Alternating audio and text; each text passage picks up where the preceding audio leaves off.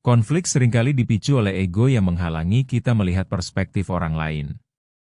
Ketika kita terjebak dalam perdebatan, kadang susah untuk mengakui kesalahan atau mendengarkan. Selamat datang di Ruang Tumbuh. Chapter 1, Pahami Ego dan Dinamika Konflik. Sebelum kita membahas tentang cara mengurangi ego, penting untuk memahami apa itu ego dan bagaimana ia bekerja dalam situasi konflik. Ego adalah bagian dari diri kita yang membuat kita merasa penting dan berharga. Dalam konflik, ego cenderung membuat kita defensif dan enggan mengakui kesalahan. Saat kita merasa terancam, respon alami adalah mencoba mempertahankan posisi kita. Sebagai contoh, dalam perdebatan dengan teman atau keluarga, seringkali kita lebih fokus untuk membuktikan bahwa kita benar daripada mencari solusi. Ini tentunya merugikan, apalagi jika hubungan dengan orang tersebut berharga bagi kita. Mengakui bahwa ego kita bermain dalam situasi konflik adalah langkah pertama untuk meredakan ketegangan yang ada. Selain itu, memahami bagaimana ego berinteraksi dengan perasaan dan reaksi kita dalam konflik akan membantu kita membuat keputusan yang lebih bijaksana dan konstruktif. Ketika kita dapat melihat dengan jelas perilaku ego kita lebih mampu untuk menghadapinya dan mengambil langkah-langkah menuju resolusi yang lebih positif. Chapter 2, Sadari tanda-tanda ego muncul. Salah satu cara untuk mengurangi ego adalah dengan menyadari tanda-tanda saat ego mulai mengambil alih. Misalnya, saat kita merasa marah, defensif, atau tidak sabar dalam berkomunikasi. Ketika emosi ini muncul, coba ambil langkah mundur sejenak. Tanyakan pada diri sendiri, apakah saya sedang membela ego saya? Jika iya, inilah saat yang tepat untuk berhenti sejenak. Kita perlu memberi diri kita ruang untuk bernafas dan berpikir. Dengan mengidentifikasi tanda-tanda ini, kita bisa lebih mudah mengontrol respon kita dan mengalihkan fokus pada penyelesaian masalah daripada menang argumen.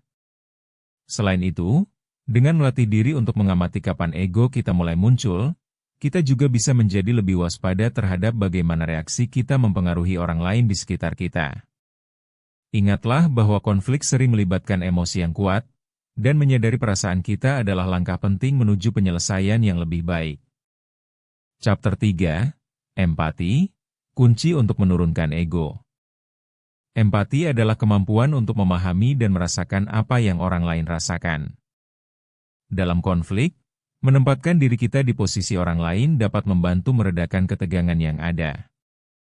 Cobalah untuk mendengarkan dengan penuh perhatian ketika lawan bicara berbicara. Seringkali, kita lebih fokus pada apa yang akan kita katakan selanjutnya daripada benar-benar mendengar. Dengan memberi perhatian penuh, kita bisa merasakan frustrasi atau ketidakpuasan mereka, dan ini dapat mengubah dinamika pembicaraan.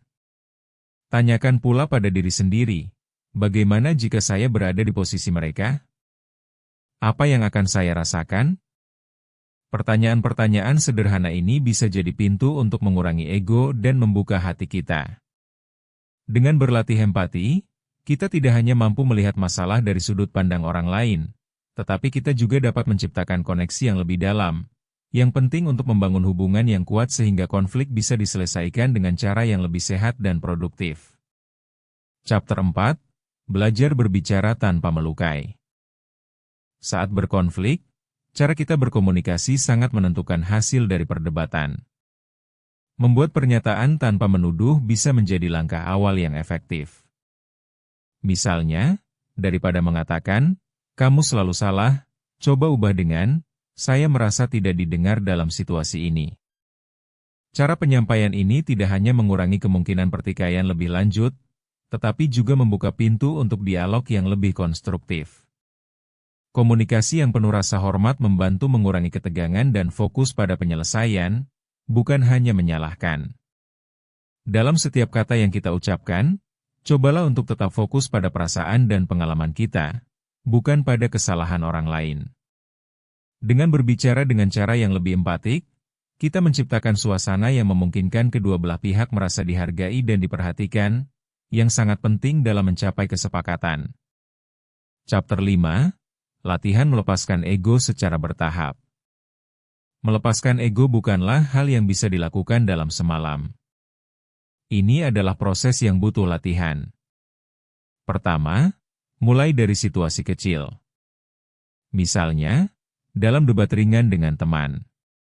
Kedua, ketika merasakan ego muncul, berhenti sejenak dan menarik nafas dalam-dalam. Ketiga, cobalah untuk memberi respon yang santai dan terbuka. Terakhir, renungkan pengalaman itu setelahnya. Apa yang berhasil? Apa yang bisa diperbaiki? Dengan melakukan ini secara bertahap, kita mulai melatih diri untuk lebih bisa menurunkan ego ketika berhadapan dengan konflik yang lebih besar. Selain itu, penting juga untuk mencari cara lain dalam menangani situasi seperti ini di masa depan. Setiap kali kita mengalami dan belajar dari konflik, kita membangun keterampilan baru yang tidak hanya membantu kita meredakan ego, tetapi juga memperkuat kemampuan kita dalam berkomunikasi dan berkolaborasi dengan orang lain. Jika kamu merasa video ini bermanfaat, jangan lupa untuk subscribe Ruang Tumbuh untuk konten-konten yang membantu kita semua. Bertumbuh itu proses, bukan lomba.